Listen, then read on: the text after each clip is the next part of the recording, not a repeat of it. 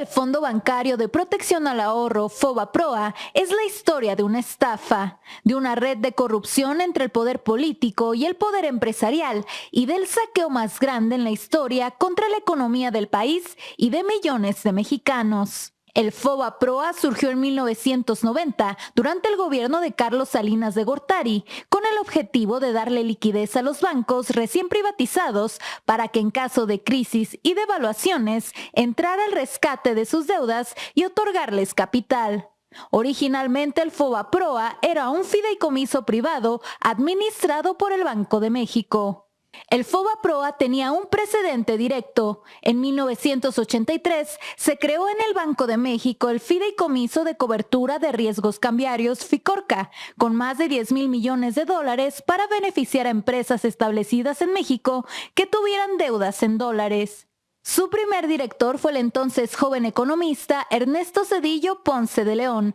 recién doctorado en la Universidad de Yale. El FICORCA, como el FOBAPROA, fue un instrumento para beneficiar a grandes empresarios que contribuyeron a las campañas políticas del PRI y al ascenso de la nueva élite de tecnócratas. FICORCA benefició al menos a 209 empresas que pertenecían a los 30 grupos empresariales más poderosos. En diciembre de 1994, tras el final trágico del sexenio de Carlos Salinas de Gortari y ante el escenario de un enorme déficit en la cuenta corriente, a su llegada a la presidencia de la República, Ernesto Zedillo decidió devaluar el peso de manera discrecional, avisando solo a un grupo selecto de empresarios nacionales y extranjeros, provocando con ello una fuga de capitales súbita, el aumento de las tasas de interés y la consecuente quiebra de millones de empresas y de mexicanos que no pudieron pagar sus deudas con los bancos. La cartera vencida se disparó en 150% en solo unos meses.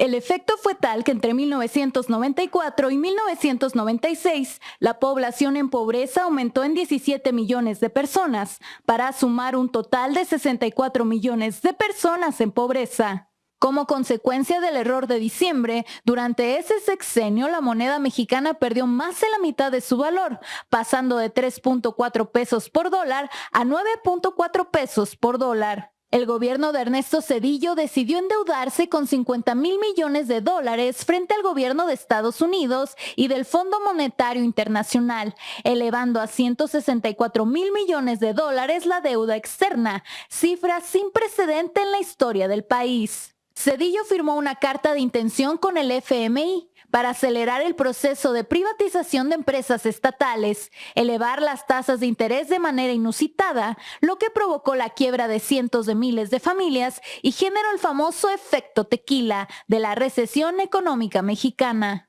El único rescate aprobado desde el exterior y operado por el gobierno de Zedillo fue a los grandes empresarios y a la banca en quiebra, que fue el antecedente para que grandes bancos extranjeros se quedaran con la banca mexicana. Con el pretexto de evitar una crisis financiera mayor, Zedillo ordenó comprar la deuda privada de bancos y empresas en forma de pagarés que se canalizaron al FOBAPROA, equivalentes al 11% de toda la economía mexicana. En el verano de 1998, con el apoyo de los votos del PAN y del PRI en el Congreso, la administración zedillista convirtió esa deuda privada en deuda pública y el FOBAPROA pasó a ser el Instituto para la Protección del Ahorro Bancario, IPAB,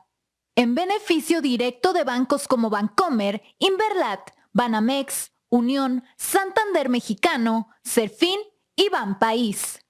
La deuda original de 552,000 millones de pesos se convirtió en deuda pública. Al cierre del 2000, el último año del sexenio de Zedillo, esa deuda había crecido a 705,000 millones de pesos y en 2023 ascendía a 1,096,877,7 millones de pesos. En un cuarto de siglo, creció más de 100%, aunque ya se habían pagado más de 1,376,000 millones de pesos solo en bonos del IPAB. Se trata del saqueo más grande a las arcas mexicanas y un acto de corrupción que contó con el apoyo de legisladores del PRI y del PAN en contubernio con grandes empresarios y políticos que se beneficiaron directamente de este proceso. No fue casual esta complicidad. Entre los empresarios beneficiados están varios políticos del PRI y el PAN, cuyas empresas se beneficiaron del FOBAPROA, como Vicente Fox, Fernando Senderos Mestre, el regiomontano Fernando Canales Clariont, José Eduardo Robinson Burs Castelo o los empresarios políticos Carlos Hank Ron, que donó $25 millones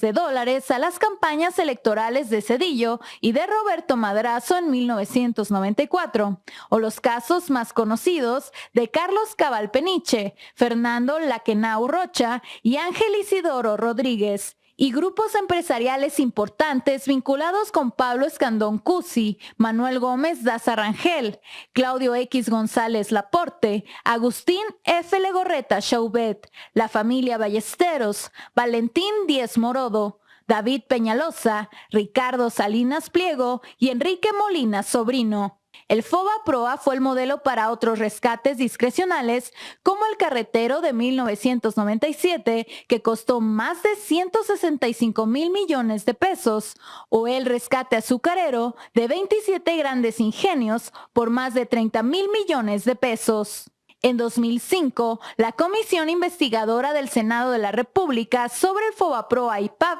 consideró a este mecanismo como un despojo en el que se detectaron operaciones irregulares por montos millonarios, por las que se presentaron denuncias por defraudación fiscal, tráfico de influencias, uso indebido de atribuciones, conflicto de intereses, fraude corporativo, uso de información privilegiada, engaño y perjuicio a la nación.